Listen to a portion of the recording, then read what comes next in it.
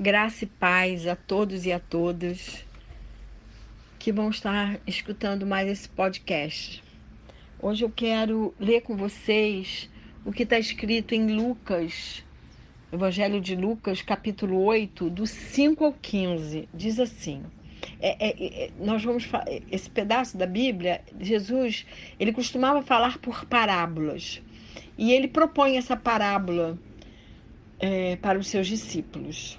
E aí ele diz assim: Eis que o semeador saiu a semear. E ao semear, uma parte caiu à beira do caminho, foi pisada, e as aves do céu comeram.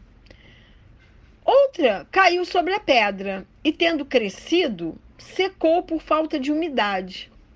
Outra caiu no meio dos espinhos, e estes, ao crescerem com ela, a sufocaram. Outra, afinal, caiu em boa terra, cresceu e produziu a 100 por 1. Dizendo isso, clamou: Quem tem ouvidos para ouvir, ouça. E os seus discípulos o interrogaram, dizendo: Que parábola é essa? Respondeu-lhe Jesus: A vós é dado conhecer os mistérios do reino de Deus. Aos demais, fala-se por parábolas, para que vendo não vejam e ouvindo não entendam. Mas esse é o sentido da parábola. A semente é a palavra de Deus. A que caiu à beira do caminho são os que a ouviram, mas vem a seguir o diabo e arrebata-lhe o coração a palavra, para não suceder que, crendo, sejam salvos. A que caiu sobre a pedra são os que, ouvindo a palavra, a receberam com alegria.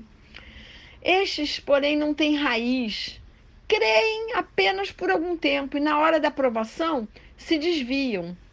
A que caiu entre espinhos são os que ouviram e, no decorrer dos dias, foram sufocados com os cuidados, com as riquezas, deleites da vida, prazeres. Os seus frutos não chegam a amadurecer. A que caiu na boa terra são os que, tendo ouvido de bom e reto coração, retêm a palavra. Esses frutificam com perseverança. Eu amo essa parábola. Eu amo as parábolas, mas essa me fala muito, muito ao coração. A semente, ela é a palavra de Deus. E lá na carta de Paulo aos Romanos, capítulo 10, versículo 17, diz assim, diz assim a Bíblia, que a fé vem pelo ouvir e o ouvir a palavra de Deus. Então, com essa semente, que é a palavra de Deus, pode ocorrer 4 situações diferentes. A primeira é quando a semente cai superficialmente sobre a terra, sem se aprofundar. Aí vem o passarinho, que é o diabo, e a come, e rouba aquela semente do nosso coração, porque ele sabe que é através da palavra de Deus que vem a fé aos nossos corações. E que através da fé vem a salvação, conforme Efésios 2:8. A salvação não é das obras. Efésios 2:8 e 9 diz que que a salvação é pela graça mediante a fé, que não vem das obras para que ninguém se glorie. Então, por isso, muitas pessoas saem com a maior facilidade da igreja, saem e se afastam da verdadeira fé porque não se envolvem com a palavra de Deus. A segunda situação é quando a palavra cai na pedra. A semente, quando cai na pedra, não se aprofunda, não cria raízes. A pessoa a recebe com alegria e com emoção, mas ela fica apenas convencida de que Jesus é o Senhor, é o Salvador, mas não há mudança de vida.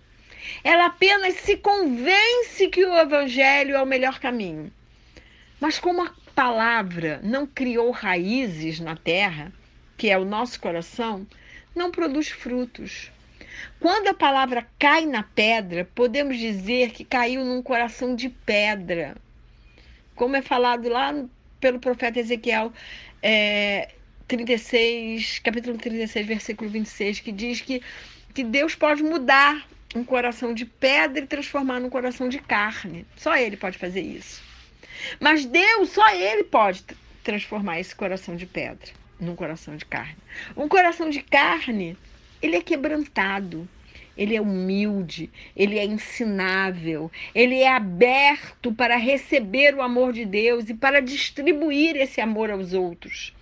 Um coração de carne é aberto para aprender mais de Deus e com Deus, e portanto é aberto para sofrer as transformações que o Espírito Santo quer operar na vida da pessoa. Davi, o rei Davi, o grande adorador, o homem segundo o coração de Deus, como diz a Bíblia, ele tinha um coração de carne. E ele mostra isso em várias situações. Mas no Salmo 51, vemos o quebrantamento dele como rei diante do profeta, que o repreendia pelo seu pecado. Davi pecou e o profeta foi lá repreendê-lo. Ele, como rei, podia mandar matar aquele profeta. Mas, no entanto, ele se quebrantou diante das evidências que o profeta mostrou em relação ao seu pecado. E aí ele faz o Salmo 51, e eu vou ler o 1 e o 2, depois eu pulo para o 10 e 12. É lindo demais o Salmo 51. Diz assim: tem misericórdia de mim, ó Deus, segundo a tua benignidade. Apaga as minhas transgressões, segundo a multidão das tuas misericórdias. Lava-me completamente da minha iniquidade e purifica-me do meu pecado. Cria em mim, ó Deus, um coração puro e renova em mim um espírito reto. Não me lances fora da tua presença e não retires de mim o teu Espírito Santo. Torna a dar-me a alegria da tua salvação e sustém-me com um espírito voluntário.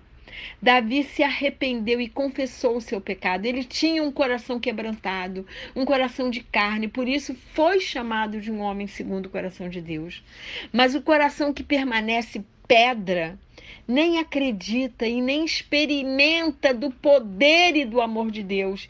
E aí, quando vem a provação, quando vem as dificuldades, a adversidade, ele não tem força suficiente para suportar, porque suas raízes não são profundas.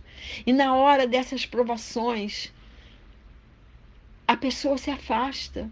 Porque é na hora da prova que se conhece quem é servo verdadeiro e quem não é. O fruto do Espírito se experimenta na hora da provação.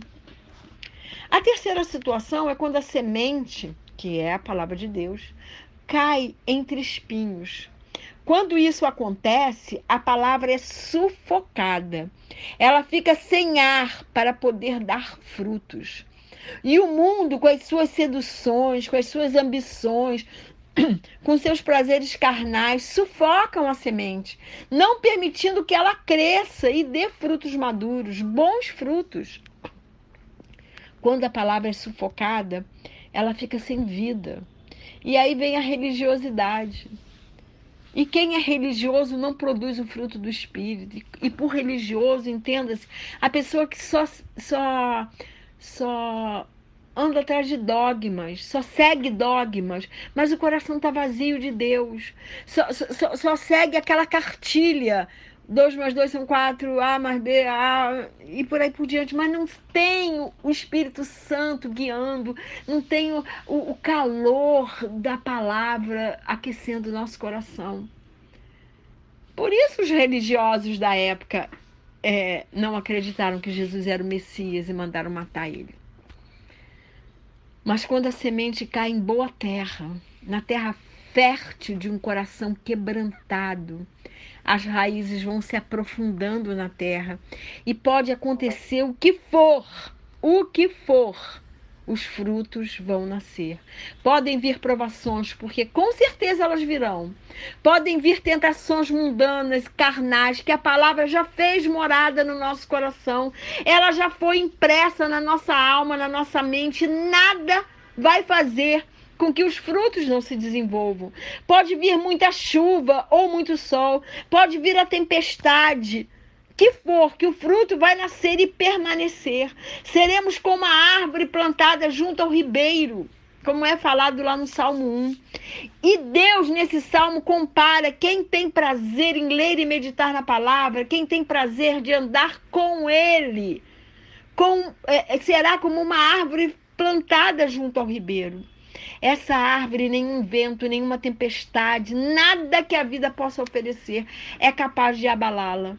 Quem se deleita no Senhor, quem tem prazer nas coisas do Senhor, quem tem prazer e alegria de andar com o Senhor, de ter uma vida com Deus, é igual a essa árvore. Tudo quanto fizer será bem sucedido.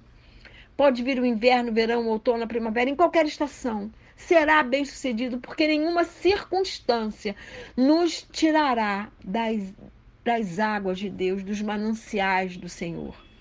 E o fruto que nascerá será de perseverança. E a perseverança produz esperança, e a esperança não desaponta. Muitas vezes o agricultor, que é Deus, tem que podar a planta para que ela dê mais frutos.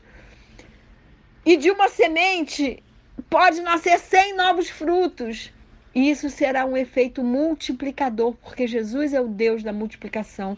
E Ele quer nos usar para multiplicar, como usou aquele menino dos 5 pães e 2 peixinhos, que ele alimentou 5.000 homens, fora as mulheres e as crianças. Nós temos que sair para fora a fim de nos expormos na presença de Deus. Se aquele menino não tivesse saído com aqueles 5 pães e 2 peixinhos para ouvir a Jesus, Deus não poderia multiplicar. Nós temos que nos deixar transformar. Nós temos que deixar Deus nos usar para glorificar o seu nome e para transformar outras vidas. Nós temos que perseverar diante de uma provação, diante das perseguições, diante de todas as tentações. Nós temos que pedir a Deus para transformar o nosso coração de pedra num coração de carne, para que nele haja terra fértil, para que a palavra de Deus prospere em nós e através de nós. Vale a pena, meus irmãos, vale a pena, minhas irmãs. A melhor coisa que existe nessa vida, o maior de todos os prazeres, é sentir que estamos sendo usados por Deus para louvor e glória dele. Como é maravilhoso nos sentirmos usados por Deus.